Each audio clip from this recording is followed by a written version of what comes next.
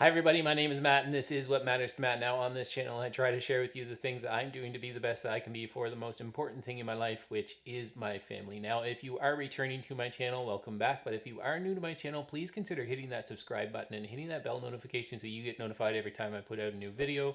I try to make these videos to share with you what I am doing to be the best that I can be. And right now, that focus is on training for my first ever marathon. It works on my physical health. It really helps my mental health. It gives me a goal to put forward. So if you think that's something that you're going to be interested in, please consider hitting that subscribe button and head on over to my channel. If there's other videos out there, please give them a like. And with that being said, I want to move on to exactly what I'm going to be talking about in today's video. And today it is all about Hammer Gel, Hammer Nutrition. And the reason why I want to talk about that is over the last number of weeks, I have been trying different gels, different ways of fueling my body, not just gels, but other things during my long runs. I have at least one long run every single week during my marathon training. And we all know one of the best things, or one of the worst things that you can do, depending upon how you look at it, is trying something new on race day. They always say nothing new on race day. And because of that, and because of me wanting to make sure that everything is exactly where I want it to be on race day, I've been trying different gels. Now, a lot of the gels, whether it be the hammer gels, the goos, or the Clif shots, in a lot of ways they're very similar, but they do have some differences. So I wanted to go over that today and how the hammer gels compare. Also, the other things that I've tried so far are things like Fig Newtons. I've tried a number of different chocolates. Beyond just the gels, of course, I have some Gatorade or some sort of electrolytes on me when I'm on those long runs.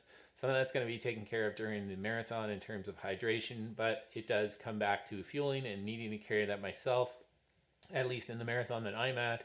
They won't have gels at the different stations, so I have to have that with me. Now, just to get a little bit of the basics out of the way, when it comes to gels, when it comes to my nutrition, my fueling on my long runs, what I'm about to say, or what I get into here, is for those that it's a general rule. It's not for everybody. Of course, if you're somebody who's following anything like a keto diet or something like that, and you're fat adapted and you're not using carbs as your main fuel source, this doesn't necessarily apply. But what I like to follow in terms of that window is 30 to 60 grams of carbs every hour when I'm out there on any sort of endurance event that lasts more than an hour. Of course, if you properly fuel, if you properly carb load in the days leading up to your event, usually you can get away with the first hour before requiring extra fuel. But keep in mind that you don't want to start taking that fuel at the time that you feel you need it. You need to take it earlier. You need time for your body to actually process that fuel.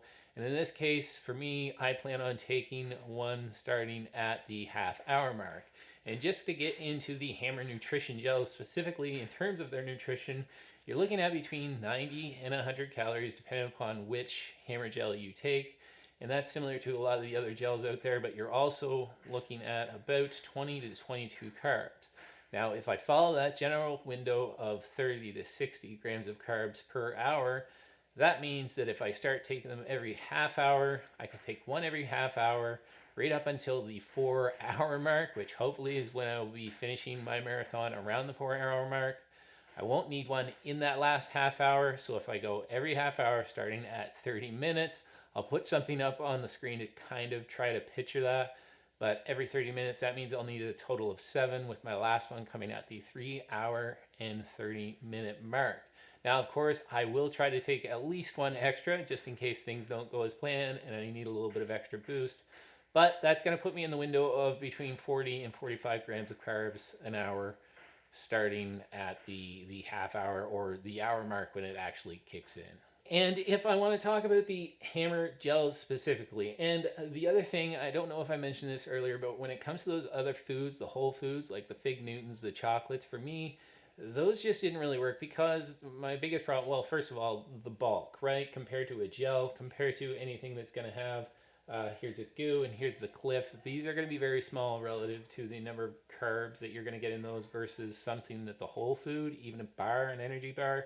But also chewing the food, that takes time.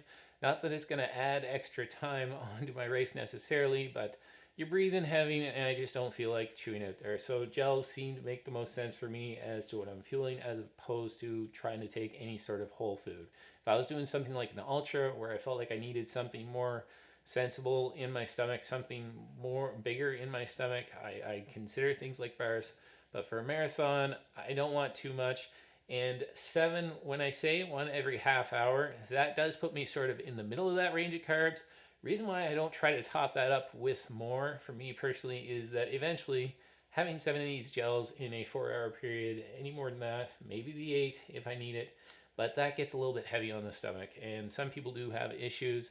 So that's one of the reasons why you want to try these beforehand, and you're going to try the number of them that you take beforehand in your long runs, just to try to see if it's going to work. But any more than one every half hour for me is a little bit too much. Now, there are other people out there who maybe the every half hour isn't the best way to go about it. Maybe it's a little bit easier for you to do it every few kilometers, every few miles.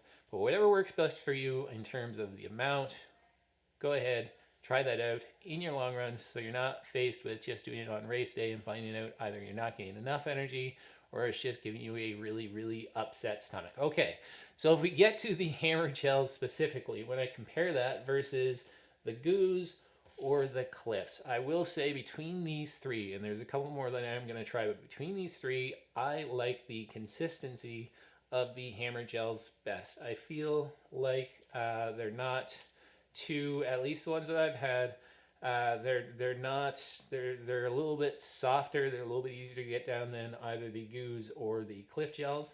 I will also say when it comes to taste, hammer gels, once again, one out for me. I think they're just a good combination between sweetness and saltiness and flavor, depending upon which ones you get. Now, I will say that's very, very subjective. Both of those things, consistency, what you like best, and absolutely it's very subjective in terms of flavor. And when I've been out there with these, I've only actually tried about 5 different flavors from the goos, from the Clif, from the hammers when I've been out there. So I haven't tried every flavor, and I recognize that something like a goo has just an insane amount of different flavors out there. So keep that in mind, but so far, hammer gels, when it comes to consistency and flavor, has worked best for me. And actually, the last thing I want to say on flavor is that when I take these gels out, even though, to be honest with you, if I can find it, my favorite in the hammer gels is actually the peanut butter kind. I'm not going to take 8 peanut butter out with me.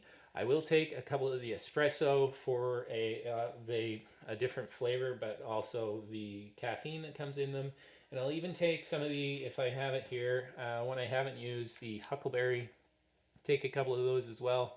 That doesn't have caffeine, but by giving me variety when I'm out on the race, I don't get that flavor fatigue. If I take 7 or 8 of the exact same thing, one after another, that's just a little bit too much for me. So we've covered the consistency, we've covered the flavor.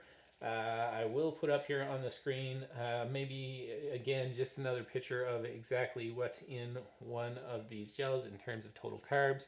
But if I was forced today to pick a gel or to pick a fueling source for my marathon, if I had to pick today before I had a chance to try out a couple of different ones, it would be the Hammer Nutrition Hammer Gels. Specifically, first one I like is the peanut butter, then the espresso, and then the huckleberry.